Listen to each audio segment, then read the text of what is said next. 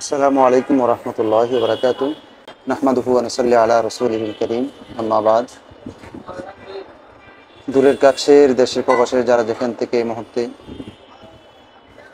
আমাদের লাইভে যুক্ত হয়েছেন, আপনাদেরকে অসংখ্য ধন্যবাদ। প্রিয় দর্শক, আজ থেকে 3 বছর আগে এই দিনেই একটি মর্মান্তিক ঘটনার শিকার হয়েছি। সেটা নিয়ে আজকে আপনাদের সামনে সেটা পেশ করব। শিক্ষণীয় বিষয় আছে। আমাদের সকলের মুরব্বী প্রিয় রাহবার আল্লামা জুনায়েদ বাবনগরী রাহিমাহুল্লাহ আমাদেরকে এতিম করে চলে গেলেন।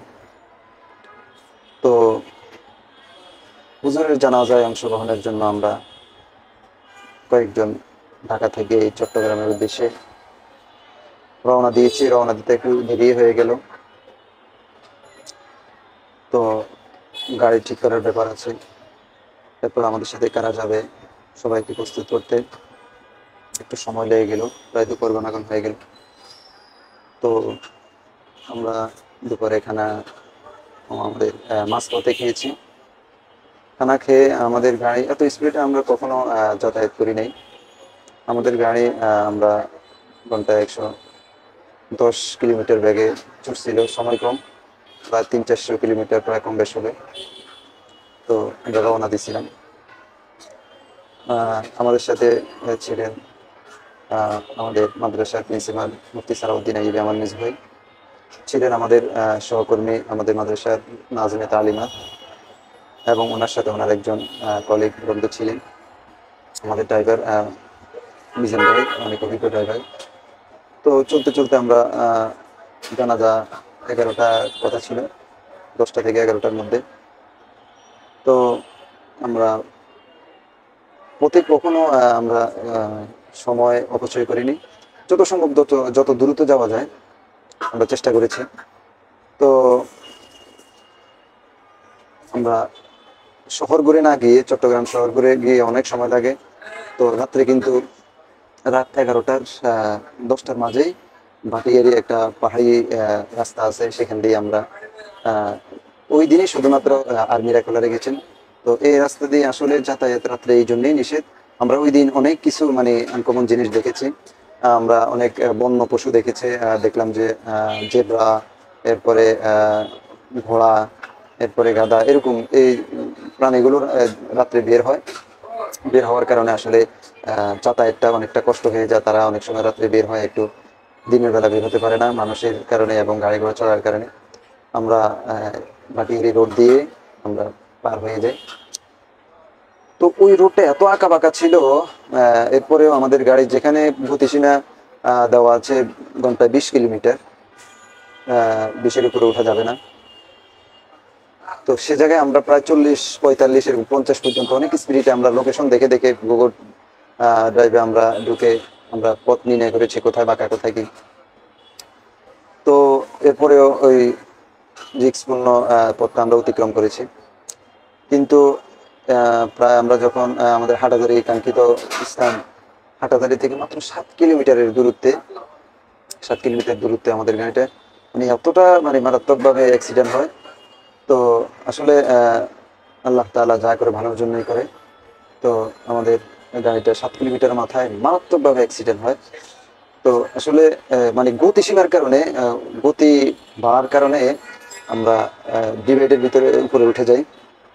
এতে আমাদের গাড়িতে যারা ছিলেন সবাই, আল্লাহ তাআলা যদি আমাদেরকে হায়াত না দিতেন, এবং কুদরতিভাবে আল্লাহ তাআলা আমাদেরকে রক্ষা করেছেন। যদি গাড়িটা অ্যাক্সিডেন্ট হয়ে যায় তাহলে আমাদের যে কোনো একজন ডেড বডি হয়ে যায়, যে কোনো একজন বা দুইজন মারা যায়। তো আল্লাহ তাআলা আমাদের সবাইকে মোটামুটি মারাত্মক ধরনের অ্যাক্সিডেন্ট থেকে মুক্তি দিয়েছে। তো আমার জামির নিচে এখানে 4 সিলাই লেগেছে। হ্যাঁ, তো মারাত্মকভাবে আসলে অ্যাক্সিডেন্ট না হলেও আমাদের সাথে যারা ছিলেন, আমার শুদ্ধ বড় ভাই, মেজু ভাই, উনি সামনে ছিলেন। প্রাইভেটের ড্রাইভার এবং ড্রাইভারের সাথে যেই সিটগুলো থাকে এগুলোতে বেলুন থাকে, আত্মরক্ষার জন্য গাড়িতে ইমার্জেন্সি বেলুন, এগুলো ড্রাইভার এবং ড্রাইভারের পাশের সিটে যিনি থাকেন ওনাকে জড়িয়ে ধরেন বা মানে হেফাজতের জন্য ওনাকে রক্ষা করেন। তো ওনাদের তেমন শারীরিকভাবে বাহ্যিকভাবে দেখা যায় কোনো ক্ষতি হয় না, কিন্তু সামনে আমার মেজো ভাই ছিলেন, ওনার শারীরিক বুকে অনেক আঘাত লাগে। পরীক্ষা নিরীক্ষার পরে অনেক ক্ষতি হয়, ডাক্তারের পরামর্শ অনুযায়ী এখনো এই অসুস্থতা কাটিয়ে ওঠেনি। এবং পিছনে আমরা 3 জন ছিলাম, আমার জামিন নিচে একটু ফেটে যায়, সেখানে 4 ছিলে লাগে প্রায় 15 দিন পর্যন্ত পানি লাগানো, এবং খুবই ঘাবড়িয়ে গেছিলাম কারণ জীবনে কখনো এরকম হয় নাই। আমাদের আরো সাথে যারা ছিলেন, একজনের হাত পুরো কণু থেকে একবারে আলাদা হয়ে মানে অনেক জখম খেয়েছেন, একবারে হাত ছুটে গেছে। যখন ওনাকে হসপিটালে নিয়ে যাওয়া হয়, মানে অনেক চিৎকার চেঁচামেচি করেছেন। তো আমাদের সাথে আমাদের সহকর্মী আমাদের মাদ্রাসার নাজমে তালিমাত, উনি হাতের মধ্যে ব্যথা পেয়েছেন, কিন্তু এক্সরের পরে সেটা ধরা খায়নি। কিন্তু অনেক পরীক্ষা নিরীক্ষার পরে সেটা ধরা গেল যে হালকা ফেটে গেছে। তো আলহামদুলিল্লাহ, মানে অ্যাক্সিডেন্টটা যদি পিছন থেকে কিছু মানে চলন্ত গাড়ি প্রায় 60 70 80 এরকম স্পিড ছিল। তো আসলে আমাদের লাইটটাও আলো কম দিয়েছিল, আর ওই পথটা একটু উঁচা নিচে ছিল, যার কারণে মানে গতিটার কারণে ডিভাইডের উপরে উঠে যায়। এক পাশ হলে কিন্তু আরো মারাত্মক ধরনের ক্ষতি হতো। আর যদি পিছন থেকে কোনো গাড়ি আমাদের অ্যাটাক করে মেরে দেয়, তাহলে কিন্তু সবাই কিন্তু জায়গাতে শেষ হয়ে যায়, কারণ পিছনে ছিল গ্যাস সিলিন্ডার। আর আমি সর্বশেষ, আমি একটু মানে 1 মিনিট মনে হয় সম্ভবত আমি ঘুমাইছি, ঘুমানোর কারণে সবাই বের হয়ে গেছে, আবার দরজাও আমরা লক করে দিছি। যার কারণে আমি ঘুম থেকে উঠি, দেখি যে সামনে ধাউ ধাউ করে গ্যাস মানে ধোঁয়া উঠছে, ইঞ্জিন আমাদের পুরো গাড়ির সামনে তছনছ হয়ে গেছে।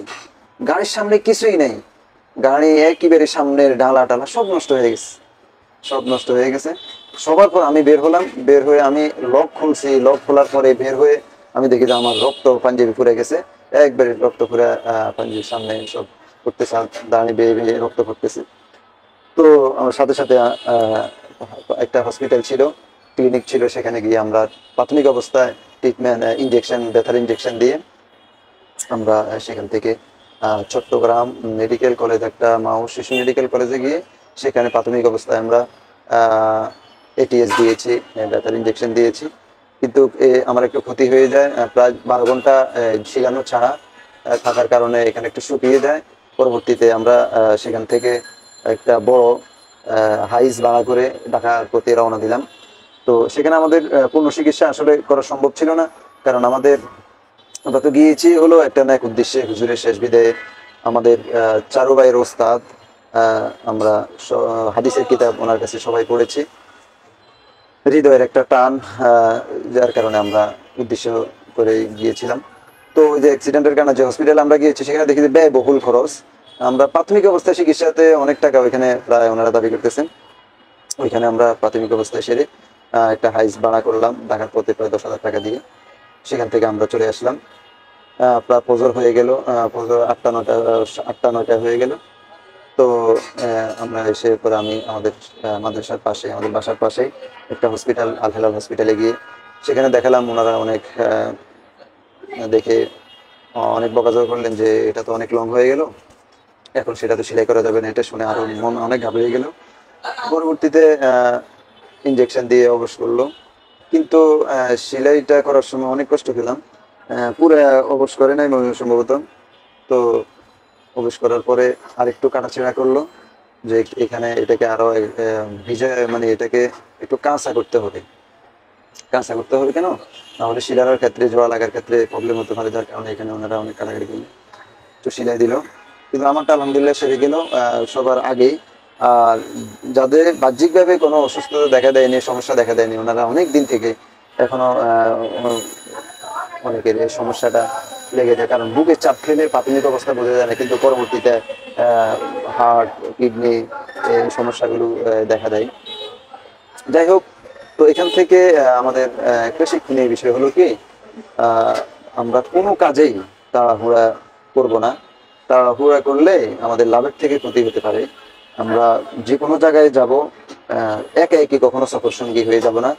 আর যেখানে যাব খরচ যেটুকু লাগবে হুবহু ওই পরিমাণ নেওয়াটা আমাদের জন্য রিস্ক হয়ে যায়। ওই দিন আমাদের খরচ থেকে যদি আমাদের কাছে আউট টাকা না থাকতো, আসলে তাৎক্ষণিক অবস্থায় টাকা ব্যবস্থা করা, সবাই কিন্তু অ্যাটাক হয়েছে, অ্যাক্সিডেন্টের কবলে পড়েছে। তো এটা একটা জিনিস হলো, যেখানে যাব সফর সঙ্গী অবশ্যই কমপক্ষে একজন রাখবো, যেন আপনি সমস্যায় পড়লে উনি সবার সাথে যোগাযোগ করতে পারেন। এই জিনিসটা সবাই মাথায় রাখবো। আর কোথাও যদি অ্যাক্সিডেন্টের শিকার হয়ে যায়, ঘাবড়িয়ে আমরা শান্ত হয়ে যেটা সুবিধা হয়, যার সাথে করলে আমরা দ্রুত আমাদের হেল্প পাবো বা সহযোগিতা পাবো, তাদের সাথেই আমরা একটু সম্পর্ক রাখা। আর সোশ্যাল মিডিয়া ওই দিন আমাদের অনেক কাজ দিছে কেন, চট্টগ্রামে আমাদের জানা মতো কোনো হসপিটাল জানাশোনা ভালো হসপিটাল ছিল না, কিন্তু আহ, একজন আমাদের একজন ভাই আমাদেরকে সহযোগিতা করেছে। চট্টগ্রামে আমাদের আত্মীয়, আমার মেসো ভাইয়ের সম্বন্ধে, যেটাতে সম্বন্ধে উনি আমাদেরকে অনেক হেল্প করেছেন, অনেক সহযোগিতা করেছেন, অনেক আমাদেরকে উৎসাহ দিয়েছেন, অনেক হেল্প পেয়েছি।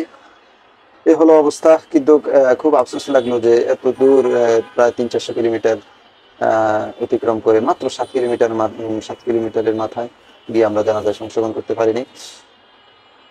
এটা হলো আফসোস। তো আল্লাহ তাআলা হুজুরকে জান্নাতের আলা মাকাম দান করেন। আসলে একজন আপোষহীন নেতা ছিলেন, একজন হাদিস বিশারদ ছিলেন, কায়েদে মিল্লাত, যে তিনি কারো কাছে কিন্তু মাথা নত করতেন না। তিনি এই স্বৈর শাসকের ক্ষমতা আসার পর থেকে বহুত নির্যাতনের শিকার হয়েছেন। রিমান্ডে নিয়ে হুজুরকে মেরে ফেলার হুমকি দিয়েছেন, কত টর্চারিং করেছেন। আয়নাগরের কথা আমরা এখন শুনি। এই আয়নাগর নামক জায়গাতেও হুজুরকে নিয়েছেন। হুজুরের শরীর অনেকটা ভারী ছিলেন, কিন্তু এরপরে পায়ে আবার সমস্যা ছিল।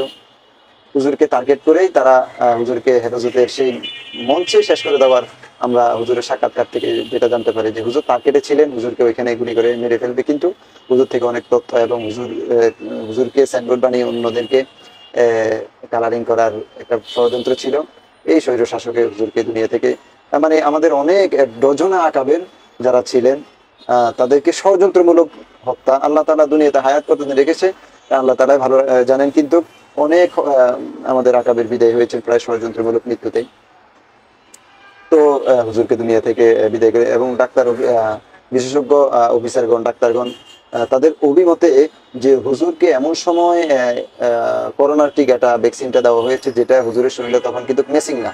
হ্যাঁ, যারা রাজনীতিবিদ এবং যারা মেডিকেল অফিসার, তাদের মতে হুজুর আসলে হুজুরের শরীরের যে গতি ছিল তখন, ওই অবস্থায় হুজুরের শরীরে এত মানে পাওয়ারফুল একটা টিকা, করোনার টিকাটা দেওয়া ঠিক হয়নি। এটা কিন্তু মেডিকেল সায়েন্স ওনারা এটা খুব গবেষণা করে দেখেছেন। উনি ছাড়াও আমাদের বাবুনগরী সাহেব ছাড়াও অনেক আকাবে সুস্থ সবল হসপিটালে যায়, সুস্থতার জন্য ডেড বডি নিয়ে ওনারা ফিরে আসেন, যায় সুস্থ হওয়ার জন্য, ফিরে আসেন লাশ হয়ে। অনেক ষড়যন্ত্র হয়েছে এই 15 বছরে, যা হয়েছে। এখন আমাদের কাছে স্মার্টফোনে আমরা সবকিছু দেখতে পাচ্ছি যে কিভাবে একজন জালেম শাসক জনগণের উপরে কিভাবে সেই তার কালো থাবা মেরেছে, শুধুমাত্র নিজের ক্ষমতাকে শক্ত করার জন্য। যত প্রতিবন্ধকতা আছে, যত পথ আছে, তার ক্ষমতা, তার গদি নষ্ট করার জন্য সবাইকে সে শেষ করে দিয়েছে।